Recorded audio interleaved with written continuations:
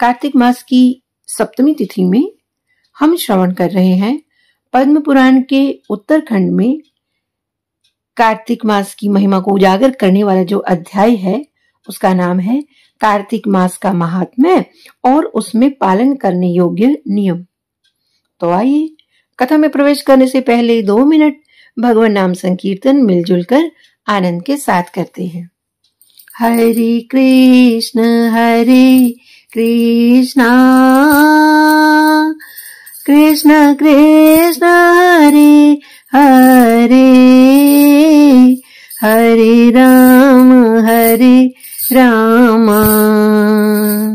राम राम हरे हरे हरे कृष्ण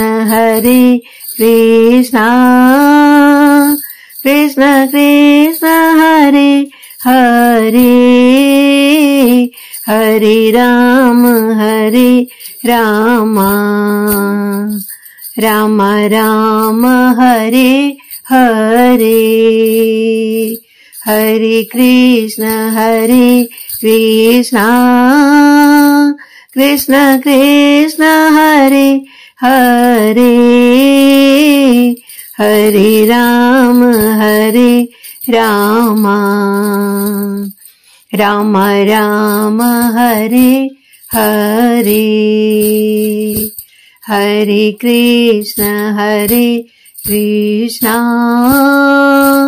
कृष्ण कृष्ण हरे हरे हरे राम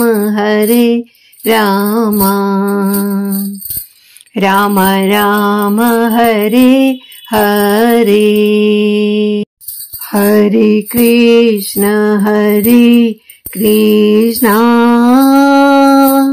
कृष्ण कृष्ण हरे हरे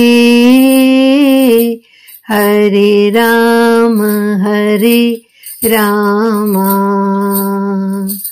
राम राम हरे हरे। तो आइए आज के अध्याय में प्रवेश करते हैं जिसका नाम है कार्तिक मास का महात्म्य और उसमें पालन करने योग्य नियम। सत्यभामा ने श्री कृष्ण से कहा, प्रभु, कार्तिक मास सबसे श्रेष्ठ माना गया है। मैंने उसके महात्म्य को विस्तार पूर्वक नहीं सुना, कृपया उसी का वर्णन कीजिए। भगवान श्री कृष्ण बोले, सत्यभामे, तुमने बड़ी उत्तम बात पूछी है। पूर्व काल में महात्मा सूत ने शौनक मुनि से आदर पूर्वक कार्तिक व्रत का वर्णन किया था। वही प्रसंग मैं तुम्हें सुनाता हूं। सूत जी ने कहा, मुनि श्रेष्ठ शौनक जी, पूर्व काल में कार्तिकेय जी के पूछने पर महादेव जी ने जिसका वर्णन किया था उसको आप श्रवण कीजिए। कार्तिकेय जी बोले, पिताजी, आप वक्ताओं में श्रेष्ठ हैं। मुझे कार्तिक मास के स्नान की विधि बताइए जिससे मनुष्य दुख रूपी समुद्र से पार हो जाते हैं। साथ ही तीर्थ के जल का महात्म्य और माघ स्नान का फल भी बताइए। महादेव जी ने कहा, एक और संपूर्ण तीर्थ, समस्त दान, दक्षिणाओं सहित यज्ञ, पुष्कर, कुरुक्षेत्र, हिमालय, अक्रूर तीर्थ, काशी और शुकर क्षेत्र में निवास तथा दूसरी ओर केवल कार्तिक मास हो तो वही भगवान केशव को सर्वदा प्रिय है। जिसके हाथ, पैर, वाणी और मन वश में हो तथा जिसमें विद्या, तप और कीर्ति विद्यमान हो, वही तीर्थ के पूर्ण फल को प्राप्त करता है। श्रद्धा रहित, नास्तिक, संशयालु और कोरी तर्क बुद्धि का सहारा लेने वाले मनुष्य तीर्थ सेवन के फलभागी नहीं होते। जो ब्राह्मण सवेरे उठकर सदा प्रातःकाल स्नान करता है वह सब पापों से मुक्त हो परमात्मा को प्राप्त होता है। हे षडानन, स्नान का महत्व जानने वाले पुरुषों ने 4 प्रकार के स्नान बतलाए हैं। वायव्य, वारुण, ब्राह्म और दिव्य। यह सुनकर सत्यभामा बोली, प्रभु, मुझे चारों स्नानों के लक्षण बताइए।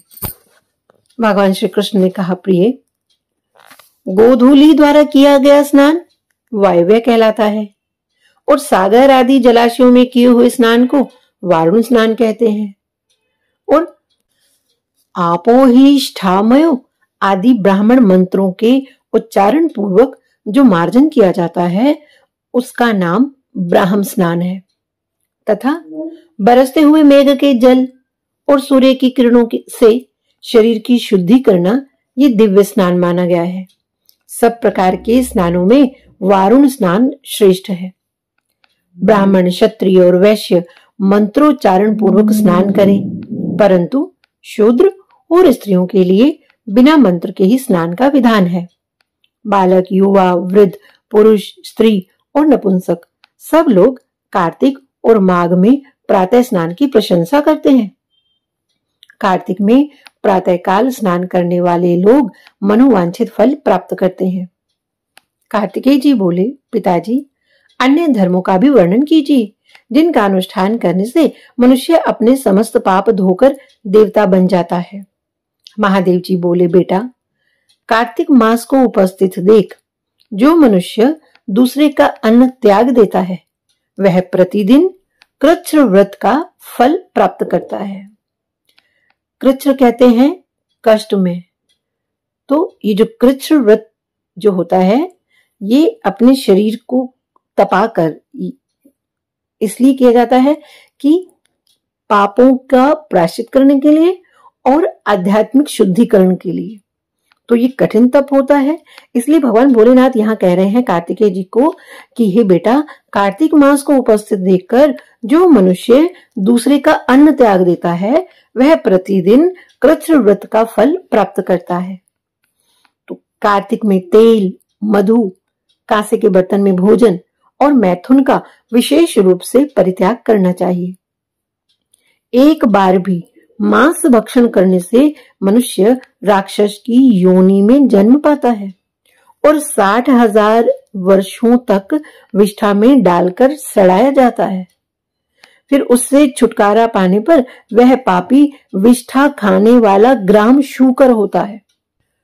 प्रवृत्तानां तु भक्षाणां कार्तिके नियमे कृते अवश्यं प्राप्यते मोक्षो वैष्णोस्तत्परमं पदम्। न कार्तिक समो मासो न देव केशवात् परः न वेद सदृशं शास्त्रम् न तीर्थं गंगया समम् न सत्येन समं वृत्तं न कृतेन समं युगम् न तृप्तिरस्नातुल्या न दान सदृशं सुखम् न धर्म सदृशं मैत्रम् न ज्योतिश्चक्षुषा समम्। अर्थात कार्तिक मास में शास्त्र विहित भोजन का नियम करने पर अवश्य ही मोक्ष प्राप्त होता है। भगवान विष्णु का परम धाम ही मोक्ष है। कार्तिक के समान कोई मास नहीं है। श्री विष्णु से बढ़कर कोई देवता नहीं है। वेद के तुल्य कोई शास्त्र नहीं है। गंगा के समान कोई तीर्थ नहीं है। सत्य के समान सदाचार, सतयुग के समान युग, रसना के तुल्य तृप्ति का साधन, दान के सदृश सुख, धर्म के समान मित्र और नेत्र के समान कोई ज्योति नहीं है। स्नान करने वाले पुरुषों के लिए समुद्रगामिनी पवित्र नदी प्रायः दुर्लभ होती है।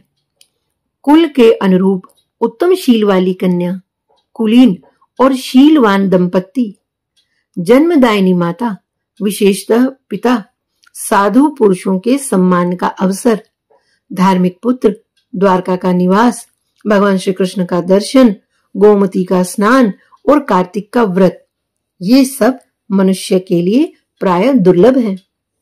चंद्रमा और सूर्य के ग्रहण काल में ब्राह्मणों को पृथ्वी दान करने से जिस फल की प्राप्ति होती है वह कार्तिक में भूमि पर शयन करने वाले पुरुष को स्वतः प्राप्त हो जाता है। ब्राह्मण दंपत्ति को भोजन कराए, चंदन आदि से उनकी पूजा करे, कंबल, नाना प्रकार के रत्न और वस्त्र दान करे, ओढ़ने के साथ ही बिछोना भी दे। तुम्हें कार्तिक मास में जूते और छाते का भी दान करना चाहिए। कार्तिक मास में जो मनुष्य प्रतिदिन पत्तल में भोजन करता है वह 14 इंद्रों की आयु पर्यंत कभी दुर्गति में नहीं पड़ता। उसे संपूर्ण कामनाओं तथा समस्त तीर्थों का फल प्राप्त होता है। पलाश के पत्ते पर भोजन करने से मनुष्य कभी नरक नहीं देखता, किंतु वह पलाश के बिचले पत्र का अवश्य त्याग कर दे। कार्तिक में तिल का दान, नदी का स्नान, सदा साधु पुरुषों का सेवन और पलाश के पत्तों में भोजन सदा मोक्ष देने वाला है। कार्तिक के महीने में मौन व्रत का पालन, पलाश के पत्ते में भोजन, तिल मिश्रित जल से स्नान, निरंतर क्षमा का आश्रय और पृथ्वी पर शयन करने वाला पुरुष युग युग के उपार्जित पापों का नाश कर डालता है। जो कार्तिक मास में भगवान विष्णु के सामने उषा काल तक जागरण करता है उसे सहस्र गोदानों का फल मिलता है।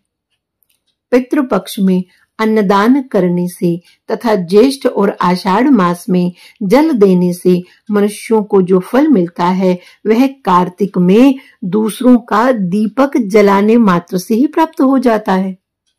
जो बुद्धिमान कार्तिक में मन, वाणी और क्रिया द्वारा पुष्कर तीर्थ का स्मरण करता है उसे लाखों करोड़ों गुना पुण्य प्राप्त होता है। माघ मास में प्रयाग, कार्तिक में पुष्कर और वैशाख मास में अवंतीपुरी अर्थात उज्जैन ये एक युग तक उपार्जित किए हुए पापों का नाश कर डालते हैं। कार्तिकेय संसार में विशेषतः कलयुग में वे ही मनुष्य धन्य हैं जो सदा पितरों के उद्धार के लिए श्री हरि का सेवन करते हैं। बेटा, बहुत से पिंड देने और गया में श्राद्ध आदि करने की क्या आवश्यकता है? वे मनुष्य तो हरि भजन के ही प्रभाव से पितरों का नरक से उद्धार कर देते हैं। यदि पितरों के उद्देश्य से दूध आदि के द्वारा भगवान विष्णु को स्नान कराया जाए तो वे पितर स्वर्ग में पहुंचकर कोटि कल्पों तक देवताओं के साथ निवास करते हैं। जो कमल के एक फूल से भी देवेश्वर भगवान लक्ष्मीपति का पूजन करता है वह 1 करोड़ वर्ष के पापों का नाश कर देता है। देवताओं के स्वामी भगवान विष्णु कमल के एक पुष्प से भी पूजित और अभिवंदित होने पर 1700 अपराध क्षमा कर देते हैं। हे षडानन, जो मुख में, मस्तक पर तथा शरीर में भगवान की प्रसाद भूता तुलसी को प्रसन्नता पूर्वक धारण करता है उसे कलयुग उसे प्रभावित नहीं करता। भगवान विष्णु को निवेदन किए हुए प्रसाद से जिसके शरीर का स्पर्श होता है उसके पाप और व्याधियां नष्ट हो जाती हैं। शंख का जल, श्री हरि को भक्ति पूर्वक अर्पण किया हुआ नैवेद्य, चरणोदक, चंदन तथा प्रसाद स्वरूप धूप ये ब्रह्म हत्या का भी पाप दूर करने वाले हैं। और इसके साथ ये अध्याय यहाँ संपूर्ण हुआ। इसी अध्याय के साथ यहाँ कार्तिक महात्म्य की कथा जो पद्म पुराण के उत्तरखंड में दी हुई है आज संपूर्ण होती है। और कल की कथा में हम जितने भी अध्याय श्रवण कर चुके हैं उनको हम सार रूप से श्रवण करेंगे। तो आइए अंत में 2 मिनट भगवान नाम संकीर्तन मिलजुल कर आनंद के साथ करते हैं। हरे कृष्ण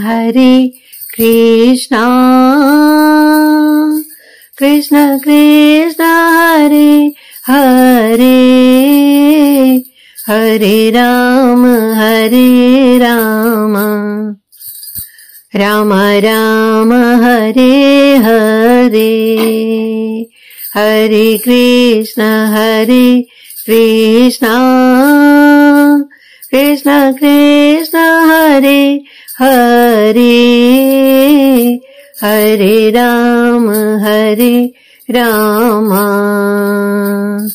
राम राम हरे हरे, हरे कृष्ण कृष्ण कृष्ण हरे हरे, हरे राम राम राम हरे हरे, हरे कृष्ण कृष्ण कृष्ण हरे हरे, हरे राम राम राम हरे हरे।